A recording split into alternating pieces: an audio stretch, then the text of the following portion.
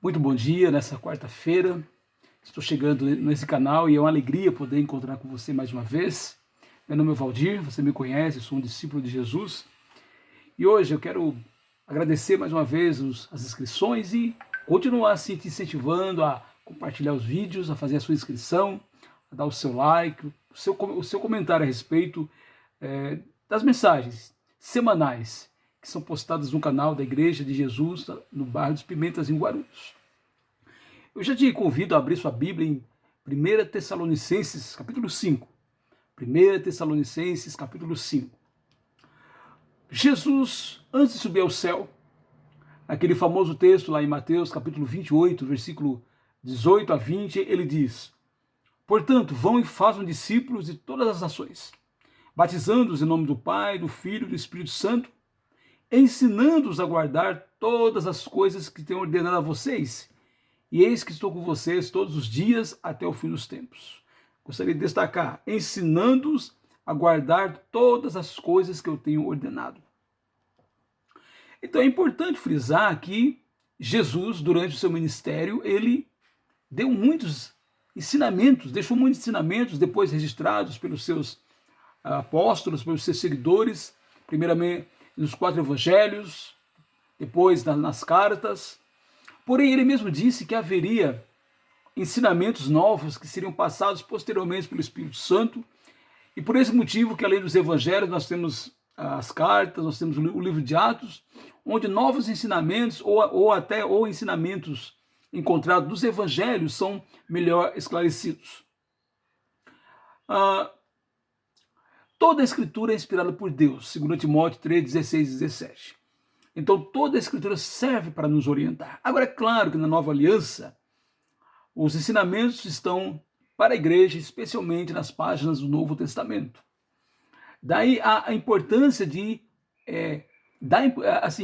ensinar tudo aquilo que Jesus ensinou ou deixou posteriormente através do Espírito Santo e que se encontra nos demais livros, além dos evangelhos, porque é uma tendência, às vezes, uma parte da cristandade de achar que as palavras de Jesus devem ser ensinadas. O que os apóstolos escreveram tem um peso menor. Não. Toda a escritura é inspirada por Deus. Então tudo deve ser ensinado, porque tudo serve para o nosso ensino, para a nossa orientação, para a nossa disciplina, para a correção, inclusive, conforme o objetivo das escrituras sagradas. Agora eu quero chamar a nossa atenção que na Bíblia existem mandamentos que são diretos e que não fica dúvida nenhuma. Por exemplo, a necessidade do batismo como parte do processo de salvação. Crer, arrepender, confessar, ser batizado. Ensinado lá em Mateus 18, Mateus 28, eu acabei de citar. A ideia de ser batizado está em vários livros do Novo Testamento, no livro de Atos, Romanos, nas cartas, as demais cartas de Paulo, na carta de Pedro. Então, não há dúvida. O adultério seria um pecado, Mateus capítulo 5, versículo 27. Também não há dúvida, é pecado. E mesmo que às vezes algumas pessoas tentam justificar, é pecado, e ponto final. A necessidade de congregar como igreja, lá em Hebreus capítulo 10, 25, também é um texto assim que fica assim claro.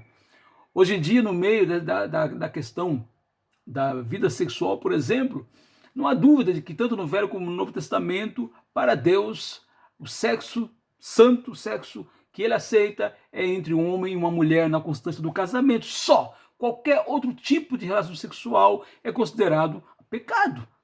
A gente pode até respeitar as pessoas que fazem diferente, porque cada pessoa toma suas próprias decisões. Mas é pecado, é o que a Bíblia ensina e ponto final.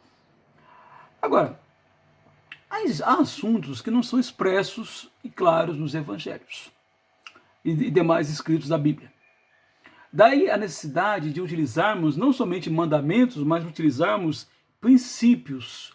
O que é um princípio? Um princípio não é um mandamento. Um princípio é uma frase e que a gente precisa trabalhá-la, pensar, meditar, refletir, e através dela nós pegamos esse princípio e aplicamos de maneira prática para as decisões nossas assim, no dia a dia. É o texto de hoje. Tema de hoje: abstenham-se de toda a forma de mal. ou como algumas versões, abstende-vos de toda forma de mal. Isso está em 1 Tessalonicenses, capítulo 5, versículo assim, 22. O Paulo, em 1 Tessalonicenses 5, 22, ele diz: abstenham-se de toda forma de mal. Você sabe que esse princípio é um princípio que eu venho utilizando há muitos anos. E decisões importantes da minha vida têm sido tomadas baseada nesse princípio. E mesmo talvez algumas aplicações que eu coloque, você não, assim, talvez não concorde, eu te chamo a refletir, a pensar a respeito disso.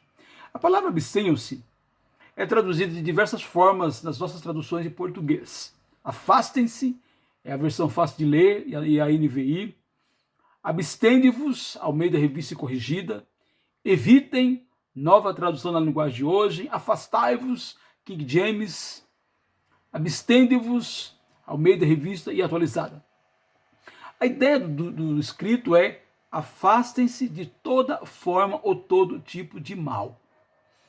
Não é somente o mal declaradamente mal. Às vezes as pessoas querem que a Bíblia tenha previsões sobre todas as atitudes, uma por uma, e isso não existe. Nós precisamos ter sabedoria para aplicar, às vezes, certos princípios da Bíblia. E hoje, inclusive, eu citarei alguns. Seria fácil, assim, em olhar o diabo e imaginar o diabo chifrudo, daquela maneira que nós pensamos, mas o diabo não é assim. O mal não é assim. Muitas vezes o mal ele vem com uma aparência de bem, ou no mínimo com uma neutralidade. Não tem problema, não é nem bem nem mal. Quando isso acontece, precisamos ter, assim, cuidado. Então, abstenham-se de toda forma do mal. Não é o mal em si, mas aquilo que eu posso fazer pode me levar a praticar o mal. Existe uma forma do mal velada. E por esse motivo, eu tenho utilizado esse texto para deixar, especialmente, porque a ideia é abster, de deixar de fazer algumas coisas que muita gente acha que não tem problema. Eu vou exemplificar, para a gente assim compreender melhor. Por exemplo, quando alguém me diz, você vai a festas de origem pagã, idólatra ou duvidosa, muitas festas eu deixo de ir, alguns lazeres eu deixo de fazer, exatamente porque existe uma forma de mal. Eu vou começar pensando no carnaval no Brasil.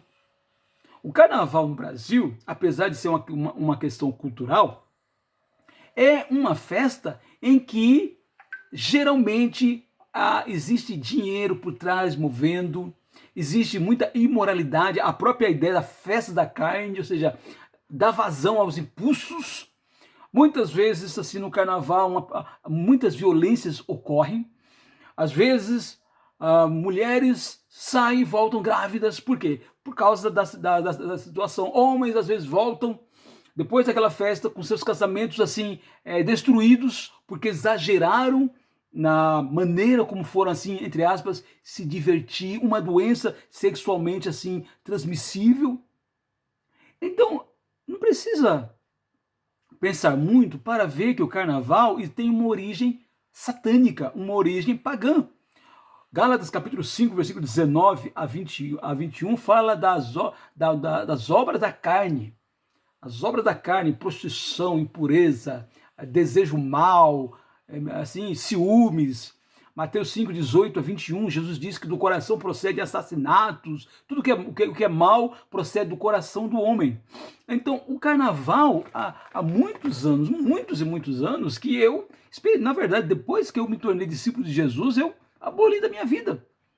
E eu acho lamentável ver grupos que se dizem cristãos criando blocos carnavalescos, porque querem dizer que querem imitar o apóstolo Paulo, que se tornou de tudo para com todos a fim de ganhar alguns. Essa é uma má aplicação. Porque quem é que vai influenciar ali? E muitas vezes o mal vai influenciar até mesmo aqueles que vão com uma boa intenção ao participar de uma festa dessa. Na escola do meu filho, iam fazer uma festa de carnaval. E a ideia lá era uma festa tranquila, não haveria nem bebida, nada. Mas eu conversei com meu filho, eu falei, olha, a festa do carnaval ela tem uma origem que não é uma origem correta. E nós que somos seguidores de Jesus devemos evitar.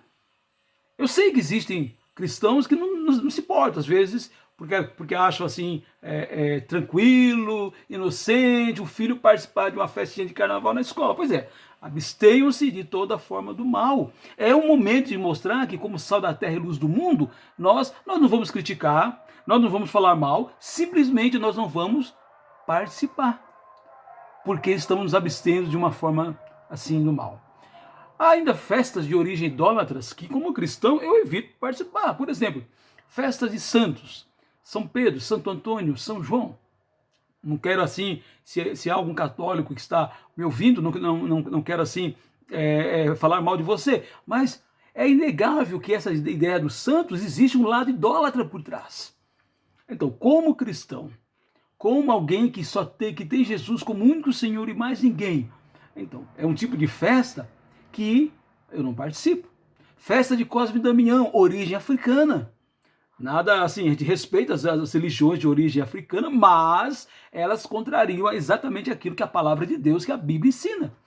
E por esse motivo, eu assim não participo. Não participo, não distribuo docinhos, coisas assim.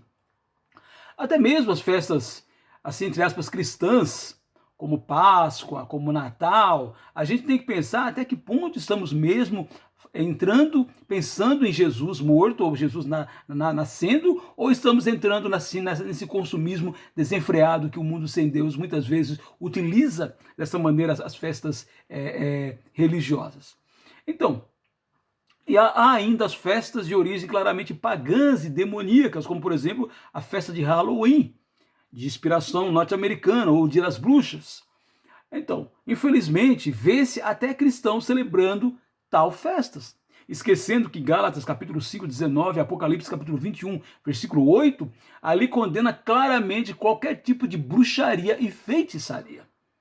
Então, claro que tem a questão cultural. Alguns alegam, é cultural, podemos. Porém, na Bíblia, no reino de Deus, não é a cultura, não é o evangelho que se submete à cultura. Pelo contrário, é a cultura que se submete ao evangelho de Jesus. E ele muda a vida daqueles que se submetem, não à cultura judaica, mas aos ensinamentos de Jesus, ensinamentos de Deus nas páginas assim das escrituras sagradas. Então, isso é algo importante. Deixa-me dar um pouquinho mais de ideias práticas. Decisões pessoais sobre cultura e lazer eu também utilizo. 1 Tessalonicenses 5,22. Abstenham-se de toda forma do mal. Por exemplo, há muitos anos, eu não coloco uma gota de cerveja ou qualquer bebida alcoólica na minha boca. Por quê? Porque eu não vejo ornar com alguém que se diz de Jesus tomando uma. Mesmo que não vá ficar assim bêbado. Aliás, uma latinha de cerveja é a origem de acidentes de trânsito, de brigas e assassinatos e tantas outras tragédias simplesmente poderiam ser evitadas de pessoas que às vezes tomam apenas um pouquinho. E aquilo já é suficiente para seus reflexos ficarem assim precários e a pessoa às vezes se envolve até mesmo em um acidente de trânsito. Então, eu não julgo quem faz isso, mas como discípulo de Jesus. O Tiago diz que as nossas atitudes devem ornar com a atitude que se espera de alguém que é sal da terra e luz do mundo. E por esse motivo, não orna um cristão, você encontrar um cristão às vezes num bar, em algum lugar, tomando uma. A pessoa fala, e em casa? Bom, aí é decisão de cada pessoa, mas no meu caso, nem em casa. Eu não quero que as pessoas cheguem em casa, abram a minha geladeira e vejam lá latinhas assim, de cerveja. Então, por quê? Abstenham-se de toda forma do mal. Uma outra coisa que eu aplico é esse texto. Eu e minha esposa, por exemplo, a gente nunca foi a motéis. Por quê? Apesar de um homem e uma mulher poderem fazer sexo assim, eles fazem sexo lícito, não somente sexo lícito, mas sexo aprovado por Deus, como tem algumas mensagens que eu já coloquei nesse canal. No Brasil, motel traz a ideia de sexo ilícito, de promiscuidade, de adultério, de infidelidade. E eu não quero colocar naquele ambiente onde a ideia, onde o clima é de infidelidade, eu não quero eu e a minha esposa irmos para um local como esse. Não é um mal em si, mas é uma forma do mal. E por esse motivo, assim, nós decidimos, antes mesmo de casar, que nós não frequentaríamos o local. Não pelo local em si, mas pelo clima que existe no Brasil quando se pensa em motel. Diferente dos Estados Unidos. Nos Estados Unidos, motel e hotel é a mesma coisa. Aqui no Brasil tem essa diferença. Nós temos incentivado os jovens da igreja local a não utilizarem certos modismos do mundo sem Deus, como tatuagem. Então, tatuagem. Na Bíblia não há realmente um texto claro dizendo sobre tatuagem. O que existem são princípios. Por exemplo, quem trouxe tatuagem eram pessoas muitas vezes rebeldes, pessoas muitas vezes que morreram até mesmo assim viciadas, que tinham uma vida totalmente contrária aos princípios do Evangelho. E é triste ver, às vezes, na igreja, jovens assim agindo dessa maneira. Muitas vezes sendo rebeldes aos seus pais, que pedem para que não façam isso e fazem, inclusive, escondido. Às vezes, os servos da igreja, a liderança da igreja, os presbíteros, os evangelistas, incentivam para não fazer, fazem, inclusive, de rebeldia.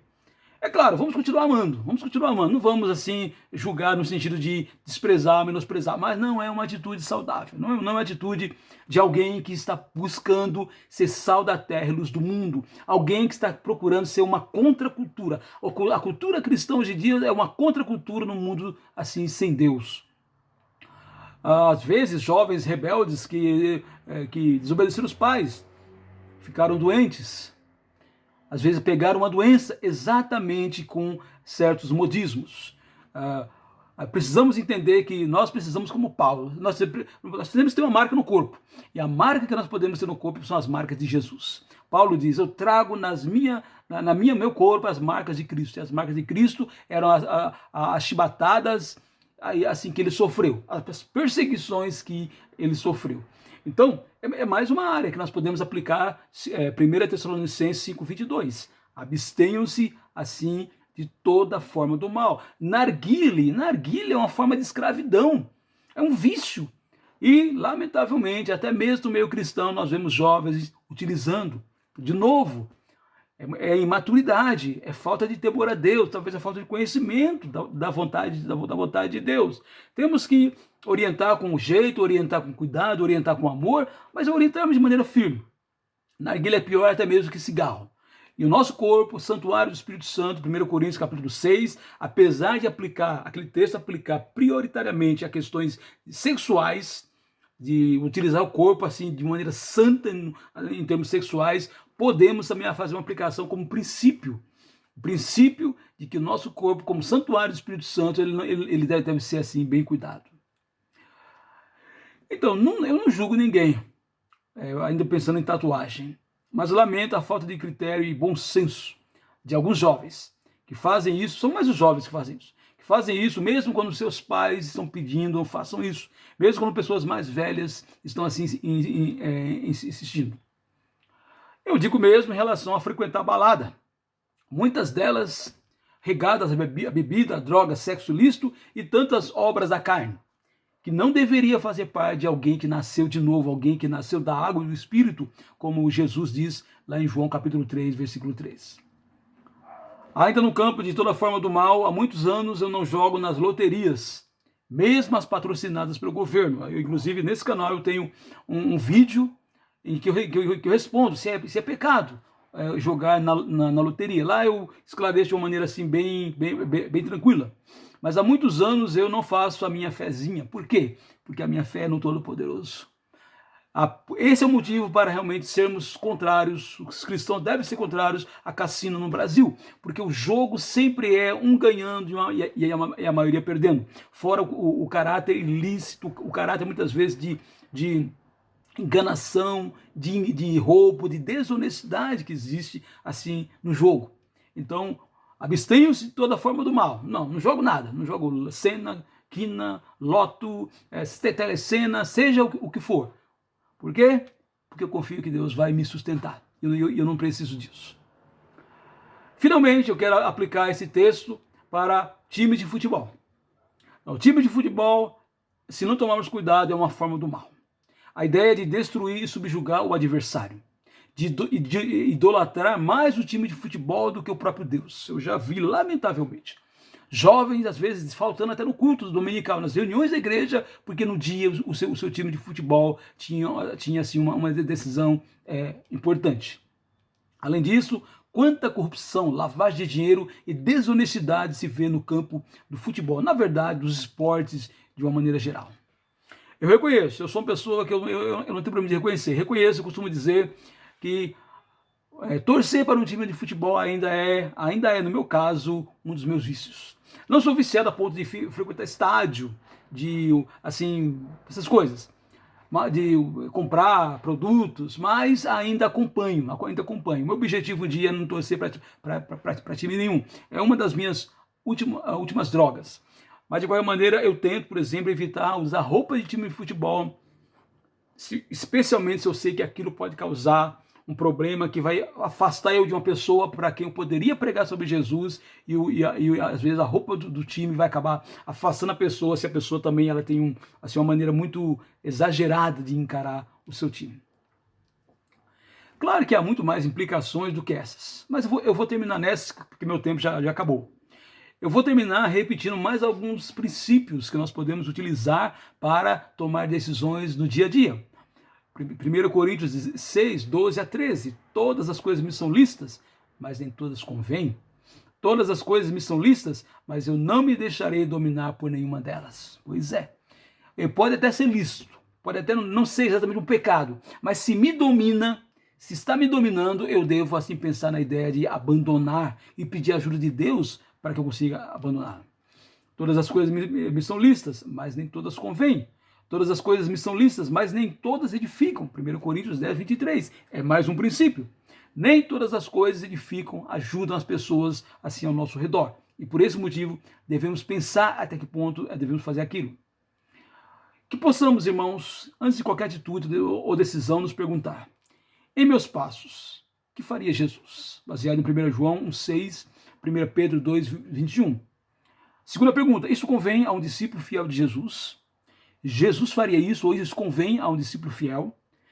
Isso está me dominando, não consigo me livrar e tenho trocado por algo que é mais importante. Eu tenho trocado essa atitude, isso que eu estou fazendo, por algo mais importante, como a família, a palavra de Deus, os amigos. Tem que pensar. Essa minha atitude louva a Deus, Colossenses 3,17. Tudo que fizermos deve ser para louvar a Deus. Essa atitude louva a Deus e ajuda as pessoas que me veem nessa atitude a ter o desejo de servirem a Deus, ou afasta as pessoas de Deus por causa dessa atitude que eu estou tomando. Ou mostra o quanto eu estou longe de Deus. Meu desejo é que esse vídeo faça você pensar a respeito de algumas atitudes, talvez que você esteja pensando. Esse texto fez eu repensar algumas atitudes na minha vida. Tenha certeza que eu tenho certeza de que mesmo os que não concordam com todas as minhas maneiras de aplicar, mas que são do Senhor, percebem que eu tento aplicar esse texto de uma maneira em que eu quero sempre agradar a Deus. Que Deus nos abençoe no desejo de servi-lo fielmente. Se você quer ter essa mensagem por escrito, entra lá. igrejadecristo.net, abstenham-se ou abstende-vos de toda forma do mal, está lá escrita para você compartilhar com quem você quiser. Que Deus abençoe a cada um de nós a buscarmos somente a Deus, não somente hoje, mas todos os dias, mas de maneira especial nessa quarta-feira. Bom dia.